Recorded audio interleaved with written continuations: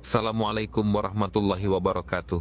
Sahabat Abah, sebagaimana kita tahu dalam banyak ceramah yang disampaikan oleh Bahar Smith, terdapat beberapa hal yang perlu kita kritisi. Tidak hanya dalam konteks dakwah, tetapi juga dalam penerapan ilmu agama yang benar. Misalnya, saat beliau membicarakan tentang bagaimana umat Islam harus menentang ketidakadilan, kita sepakat dengan tujuan tersebut. Namun, perlu diingat bahwa dalam Islam, menyampaikan kebenaran harus dilakukan dengan hikmah dan penuh kesabaran, bukan dengan kata-kata yang mengandung kebencian atau permusuhan. Nabi Muhammad mengajarkan kita untuk bersikap lembut dan penuh kasih sayang, bahkan kepada musuh sekalipun. Ketika ada orang yang berbuat zalim atau tidak adil, kita diajarkan untuk mendoakan mereka, bukan untuk membenci atau menghasut. Pada kesempatan kali ini kita akan melihat sebuah cuplikan ceramah Bahar Smith. Apakah ceramahnya masih sama seperti biasanya yang identik dengan provokasi, atau ada perubahan setelah banyak kritikan? Mari kita simak bersama.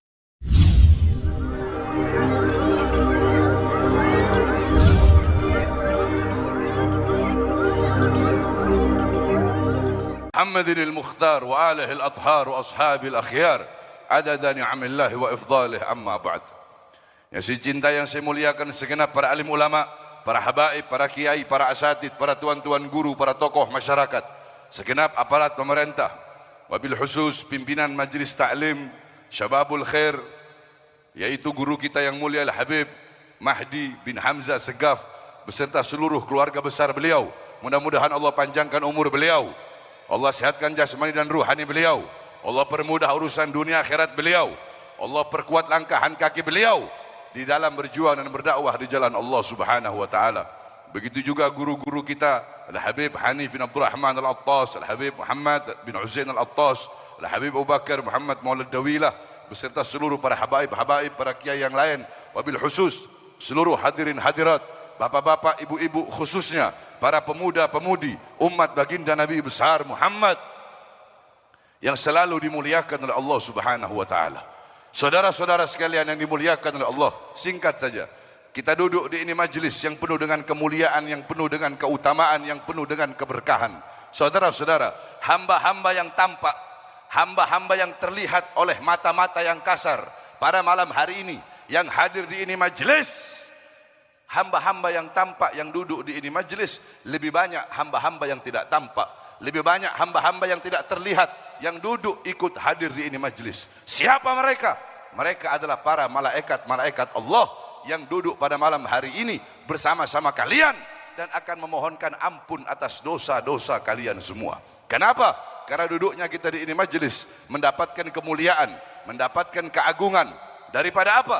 Daripada ilmunya Allah Subhanahu wa taala. Laisa syai'un azza minal ilm. Tidak ada sesuatu apapun yang lebih mulia, yang lebih agung daripada ilmu. Qul hal yastawil ladzina ya'lamuna wal ladzina la ya'lamun. Katakanlah, apakah sama orang-orang yang berilmu dengan orang-orang yang tidak berilmu? Ay la yastawuna abada la fid dunya wala fil akhirah. Tidak akan pernah sama orang-orang yang berilmu dengan orang-orang yang tidak berilmu. Duduk dengan orang berilmu, duduk dengan orang alim, berkumpul dengan orang alim, dan berkumpul dengan selain daripada mereka tidak akan pernah sama, kata Allah. La fid dunya wala fil akhirah. Di dunia tidak sama, di akhirat pun tidak sama. Nah, saudara-saudara, kita duduk di sini mendengarkan nasihat-nasihat. Tadi Al-Habib Muhammad, Al-Habib Abu Bakar, Al-Habib Hanif telah memberikan nasihat-nasihat yang begitu luar biasa kepada kita. Nah, ilmu-ilmu yang beliau sampaikan itu pulang dari ini majelis, engkau jadikan ilmu tersebut, engkau amalkan ilmu-ilmu yang beliau sampaikan, engkau amalkan dengan penuh keikhlasan. Saudara-saudara sekalian, kita duduk di ini majelis di saat hamba-hamba yang lain di luar sana mereka lalai dalam keadaan berbuat dosa, lalai dalam keadaan berbuat maksiat kepada Allah, mungkarat, dolalat, sayyiat, mukhalafat. Tapi kita duduk di sini, kita sedang mengingat Allah. Di saat hamba-hamba di luar sana malam minggu lalai, mereka mabuk, mereka narkoba, mereka melacur, mereka berzina. Kita duduk di sini untuk menanamkan dalam hati kita ta'alluq dan tasyawuk, untuk menanamkan keterkaitan hati kita dengan baginda Nabi besar Muhammad dan menanamkan kerinduan dalam hati kita kepada baginda Nabi besar Muhammad sallallahu alaihi wasallam. Satu contoh kerinduan yang begitu besar kepada baginda Nabi besar Muhammad. Ja'at imra'atun li Aisyah. Satu waktu datang seorang wanita kepada Sayyidatuna Aisyah radhiyallahu anha. Beliau berkata, "Ya Aisyah, ikshif li gabran Nabi sallallahu alaihi wasallam." Wahai Aisyah, bukakan bagiku kuburan Nabi Muhammad. Nabi Muhammad dikuburkan di kamar Sayyidatuna Aisyah. Fakashafat, kemudian dibuka pintu tersebut. Fadakhalat imra'atun fajalasat fabakat hatta matat. Wanita itu ketika dibuka kuburnya Rasulullah, dia masuk, dia duduk, jalasat, fabakat, dia menangis, hatta matat, sampai dia mati saat itu juga. Menangis membawakan kerinduan kepada baginda Nabi besar Muhammad sallallahu alaihi wasallam. Kerinduan kita tidak sampai mati, saudara-saudara.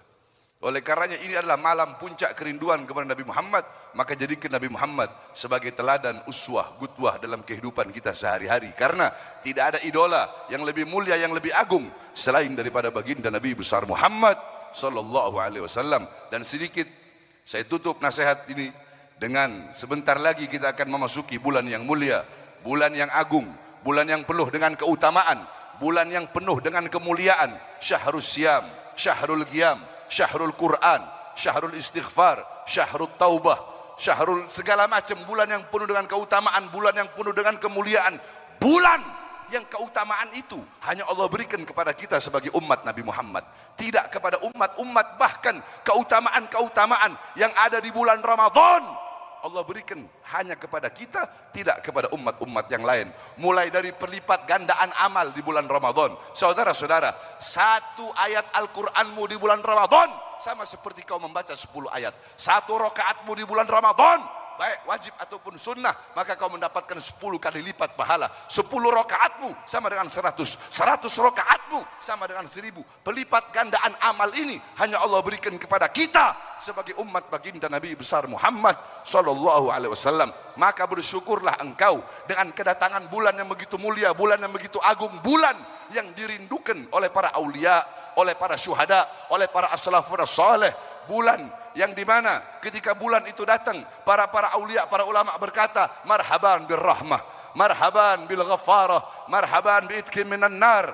Selamat datang wahai bulan yang penuh dengan rahmat, penuh dengan pengampunan, bulan yang Allah bebaskan hamba-hambanya dari api nerakanya Allah. Bulan yang dimana awaluhu rahmah wa ausatuhul maghfirah wa akhiruhu itqan minan nar. Bulan yang 10 hari pertama rahmat yang Allah berikan di bulan Ramadan lebih banyak dibandingkan rahmat-rahmat di luar bulan Ramadan. Maghfirah di hari 10 hari kedua yang Allah berikan kepada umatnya di bulan Ramadan lebih banyak dibandingkan pengampunan-pengampunan di bulan-bulan yang lainnya. Maka sebelum masuk bulan Ramadan, tadhirul qulub, tazkiyatun nufus, bersihkan kau punya hati, sucikan kau punya jiwa, karena Ramadan adalah bulan peperangan. Loh, kok bisa Ramadan adalah bulan peperangan? Ya, Ramadan adalah bulan peperangan. Ketika Rasulullah pulang dari perang, Rasulullah berkata kepada para sahabat, raja'na min jihadil asghar ila jihadil akbar. Kita telah pulang dari perang yang kecil menuju perang yang besar. Sahabat bertanya, apakah ada perang yang lebih besar ya Rasulullah? Ya, ada perang yang lebih besar, yaitu berperang melawan musuh yang tidak tampak, berperang melawan musuh yang ada dalam dirimu, berperang melawan musuh yang terbesar. Apa itu? Yaitu jihadun nafas, berperang melawan hawa nafsu, berperang melawan syahwat. Saudara-saudara, tuba liman kana akluhu amira wa hawahu asira, fawailul liman kana akluhu asira wa hawahu amira. Sungguh beruntung, sungguh berbahagia bagi orang-orang yang akalnya menjadi raja sedangkan nafsunya menjadi budak, dan sungguh celaka bagi orang-orang yang akalnya menjadi budak dan nafsunya menjadi raja. Saudara-saudara, kita manusia Allah ciptakan sempurna. Malaikat punya akal, tidak punya nafsu. Makanya malaikat tidak pernah berbuat dosa kepada Allah, tidak pernah melawan perintah Allah, selalu taat, selalu patuh, selalu tunduk kepada Allah. Kenapa? Malaikat Allah ciptakan akal, tidak punya nafsu. Sedangkan binatang otak punya tapi akal tidak punya. Allah ciptakan binatang nafsu tapi tidak akal. Makanya binatang kalau itu kucing dia mau nyolong, dia mau apa, kambing makan rumput orang, binatang tidak punya akal. Sedangkan kita, apa-apa yang tidak dimiliki oleh malaikat, kita punya. Apa itu? Nafsu.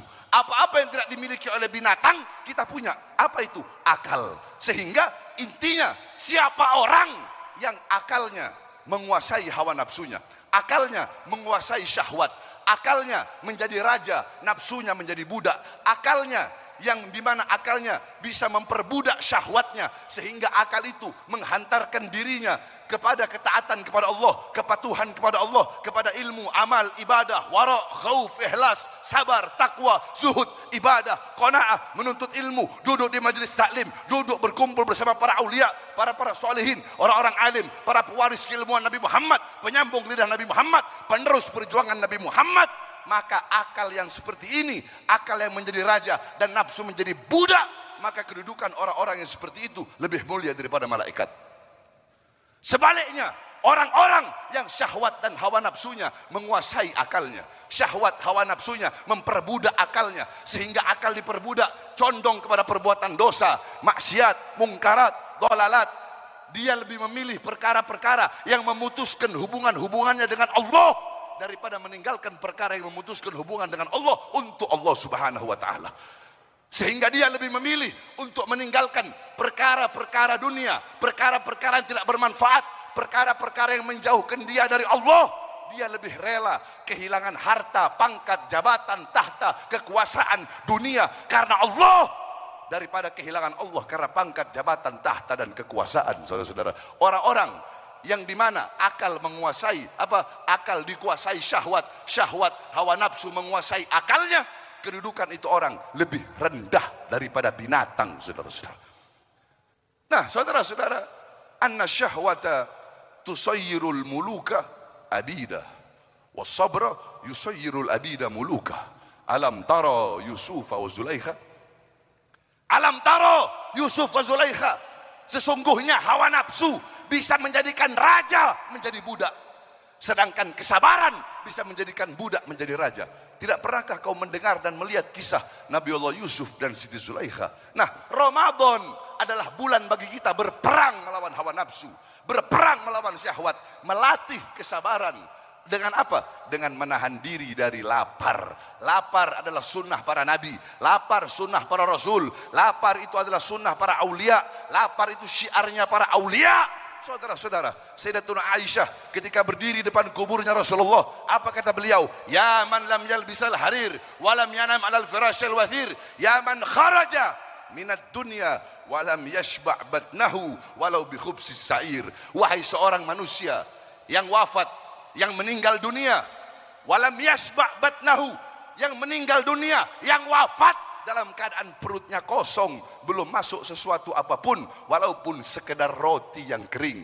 Syekh Abdul Qadir Jailani pernah kelaparan sambil beliau ngerangkak di padang pasir memakan pucuk-pucuk daun. Al-Habib Zain bin Ibrahim bin Smith, saudara-saudara, beliau umur 80 tahun lebih, tetapi lambung beliau bagaikan lambung bayi. Kenapa? Karena beliau selalu menahan diri, beliau selalu dalam keadaan lapar. Begitupun para aulia-aulia, para orang-orang soleh, para kiai-kiai, para ustadz-ustadz, para ulama-ulama salaf. Karena lapar itu bisa menjadikan wasilah, bisa menjadikan perantara bagi engkau untuk menguasai engkau punya hawa nafsu dan menguasai engkau punya syahwat. Makanya banyak orang sekarang ini, mereka puasa, bukan enggak. Mereka puasa bukan enggak. Mereka puasa, tetapi kita tidak tahu apa intisari daripada puasa. Puasa itu bukan hanya nahan diri, ente enggak lapar, ente enggak makan, ente enggak minum, ente enggak melakukan perkara-perkara yang membatalkan puasa, itu bukan. Bukan itu. Intisari puasa bukan hanya mempuasakan diri ente dari lapar dan haus, tapi lubabus saum, ya.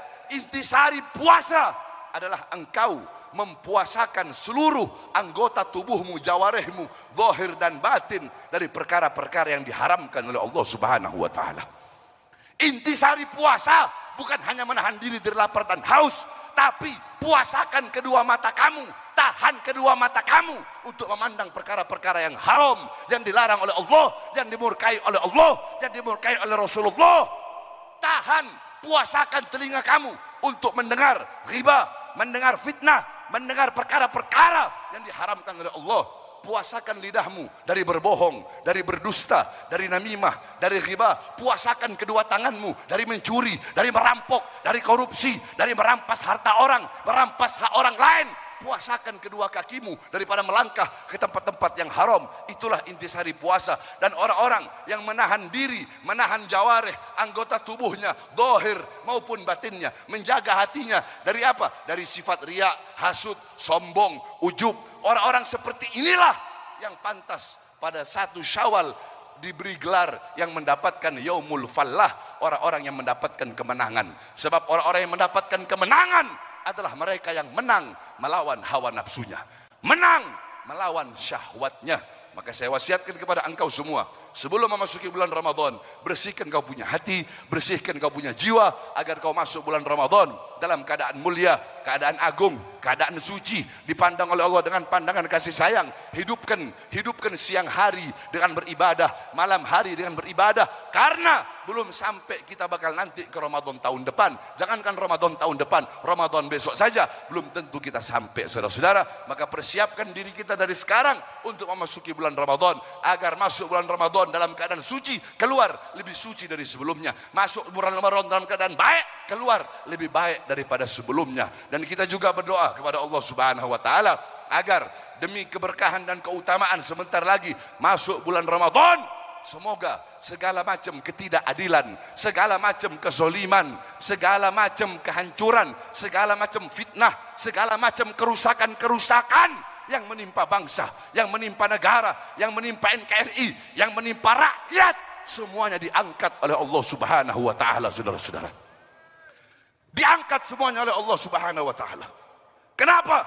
Karena ketika ada kemungkaran, ketidakadilan, hanya sedikit dari para ulama-ulama, habaib-habaib, kiai-kiai sedikit yang mengangkat, yang menyampaikan, yang memberikan nasihat kepada mereka. Habib Muhammad, Habib Hanif, kiai-kiai, bisa dihitung habib dan kiai yang menyampaikan, yang bagaimana melawan ketidakadilan. Bagaimana Habib Muhammad, Habib Hanif, Habib Rizik, kemudian kiai ini, para kiai-kiai. Sedikit sekali kalau mau dibandingkan dengan banyaknya habaib dan kiai yang ada di Indonesia. Tapi sedikit sekali yang berani menyuarakan kebenaran untuk melawan kezaliman dan ketidakadilan yang menindas rakyat Indonesia. Oleh karenanya, terakhir sebelum saya tutup, ingin saya sampaikan, saudara-saudara sekalian yang dimuliakan oleh Allah, saya sampaikan pada malam hari ini. Saudara-saudara, masyarakat Banten tidak sendiri, betul? Betul. Masyarakat Banten tidak sendiri. Mereka tidak berjuang sendiri, saudara-saudara. Mereka tidak akan berjuang sendiri. Saudara-saudara, pagar laut 30,16 km dipagar. Kemudian ketika Nusron Wahid mengeluarkan, Menteri ATR mengeluarkan siapa yang memiliki SHB atau apa itu SHB, di situ ada 2 anak, dengan dimana anak perusahaan ini merupakan induk daripada perusahaan Agung Sedayu Group milik Aguan, saudara-saudara. Jadi tidak ada lagi tawar-menawar. Hadirin sekalian, saya sampaikan, hei Aguan, ini bukan masalah rasis, bukan. Ini bukan masalah etnis, bukan. Ini bukan masalah agama, bukan. Hei Aguan, saya sampaikan kepada kamu, Aguan, walaupun engkau punya segala-galanya, engkau punya uang, harta yang berlimpah, engkau bisa beli oknum-oknum pejabat, engkau bisa beli oknum-oknum perangkat-perangkat negara dengan kau punya uang, walaupun kau bisa beli partai-partai politik atau oknum-oknum anggota dewan. Wahai Aguan, kau punya uang, kau punya harta, kau punya segala-galanya, akan tetapi ingat, selama kami pemuda-pemudi Islam Indonesia, kami bangsa dan rakyat Indonesia yang telinga kami selalu terbuka untuk mendengar jeritan-jeritan saudara-saudara kami. Telinga kami terbuka mendengar jeritan, teriakan, merasakan penderitaan, kesengsaraan saudara-saudara kami di Banten. Maka selama itu kami pemuda-pemudi Islam, kami pemuda-pemudi Jawa Barat akan berada di barisan paling depan melawan engkau sampai titik darah penghabisan, saudara-saudara.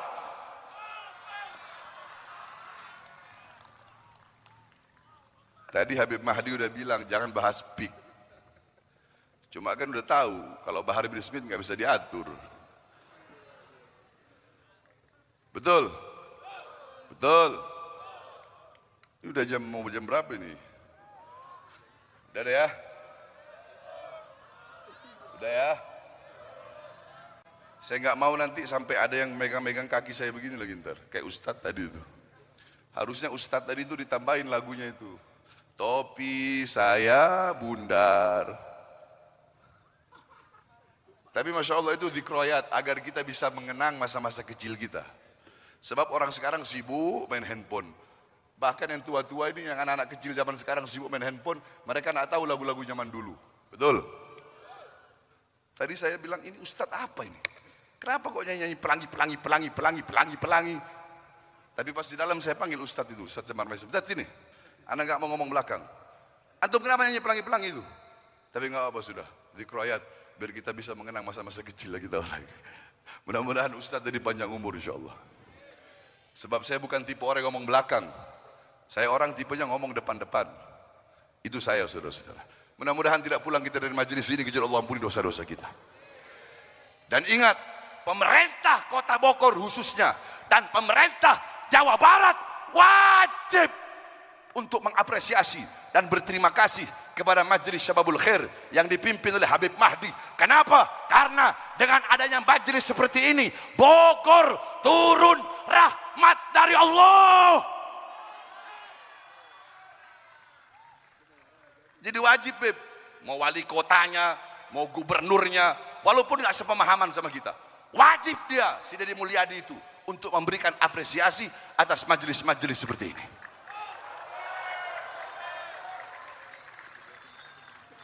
Coba lihat berapa puluh ribu orang, ratusan ribu orang sampai di luar ngumpul bersolawat kepada Nabi.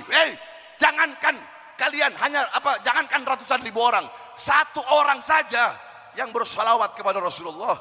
Dalam riwayat kuburnya Rasulullah itu ada satu malaikat yang Allah tugaskan untuk selalu menyampaikan solawat umatnya. Jadi malaikat ini ngomong, ya Rasulullah, Fulan bin Fulan, disebut kau punya nama satu persatu. Makanya kan tadi saya bilang, hamba-hamba yang tidak tampak lebih banyak yang hadir daripada hamba-hamba yang tampak.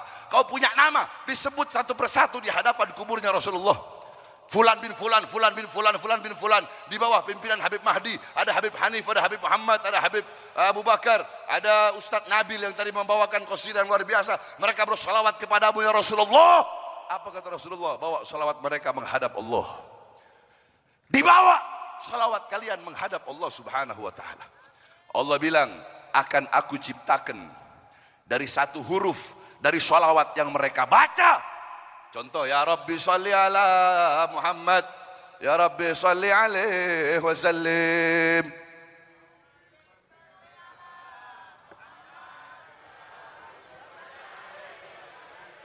Ya Rabbi salli ala Muhammad, waftah minal khairi kulla mughlaq.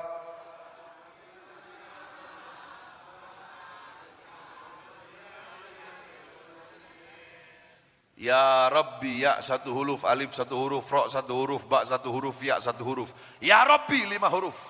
Dari setiap satu huruf, kata Allah, akan Allah ciptakan 360 malaikat yang punya 360 kepala. Setiap kepala punya 360 wajah. Tiap wajah punya 360 mulut. Tiap mulut punya 360 lidah. Dan tiap lidah akan memohonkan ampun atas dosa-dosa orang yang bersolawat dan yang mendengar solawat tersebut. Dan malaikat itu tidak akan mengangkat kepala dari sujudnya sebelum Allah mengampuni seluruh dosa-dosa orang tersebut. Jadi dengan adanya kita duduk di sini bersolawat nimba ilmu, yang kanan kebagian, yang kiri kebagian, yang depan kebagian, yang belakang kebagian, bahkan yang tidak suka sama ini pengajian ikut mendapatkan keberkahan, kebaikan dan rahmatnya, saudara-saudara.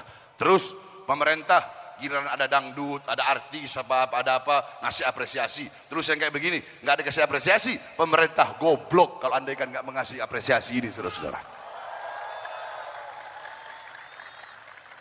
Udah Habib Mahdi tenang, ada apa-apa Bahar bin Smith yang ditangkap, tenang aja. Kalau ada pemerintah, pejabat nggak terima dengan apa yang saya sampaikan, jangan bilang-bilang ke Habib Mahdi, jangan bilang-bilang ke panitia.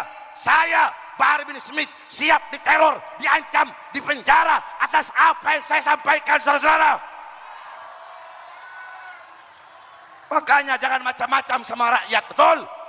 Jangan macam-macam sama masyarakat, betul?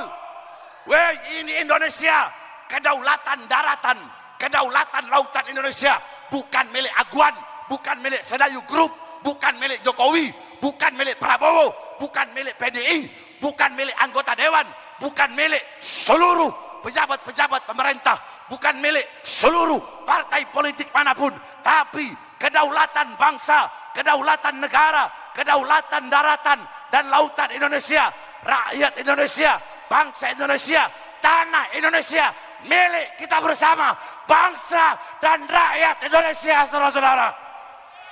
Allahu Akbar. Indonesia merdeka, merdeka, merdeka. Allahu Akbar. Ayo prajurit pembela Rasulullah, satu lagu aja, nggak usah 2, 3, 4, sekali aja semuanya. Pakein flash HP-nya sebelum kita mahalul qiyam. Semuanya prajurit bang.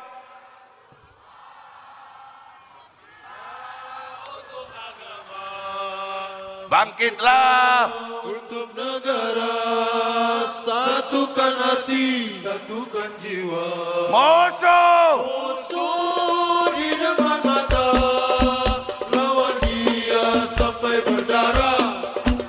Untuk agama dan negara, tercinta kematian, murah harganya. maju, maju, ayo. Maju ayo terus maju, habisi pengkhianat bangsa. Kami berjanji demi Allah, rela binasa demi agama. Wahai prajurit pembela Rasulullah, berjuanglah tanpa lelah. Walau harus merangkak dengan mata, takkan mundur. Walau satu langkah, Takkan mundur. walau satu langkah. Alhamdulillah, di Indonesia masih banyak para habaib-habaib dan kiai-kiai yang tidak bisa disuap, disogok oleh oligarki, betul? Kita punya imam besar Habib Rizik, Habib Muhammad Al-Attas, Habib Hanif, guru kita, Habib Mahdi, Bahar bin Smith. Saudara-saudara, kalau yang lain mungkin bisa disuap, bisa disogok, tapi bagi kami, para singa-singa, singa lebih memilih mati kelaparan daripada harus makan rumput, saudara-saudara. Habib Rizik bin Syihab, Habib Hanif Al-Attas, Habib Muhammad Al-Attas, Habib Mahdi bin Syihab, Habib Mahdi Assegaf, dan para habaib-habaib, para kiai-kiai yang istiqomah, yang lurus, kami tidak bisa disuap, tidak bisa disogok, dan kami mending mati kelaparan bagaikan singa daripada makan uang pejabat dan pemerintah, saudara-saudara. Walafu minkum, wassalamualaikum warahmatullahi wabarakatuh.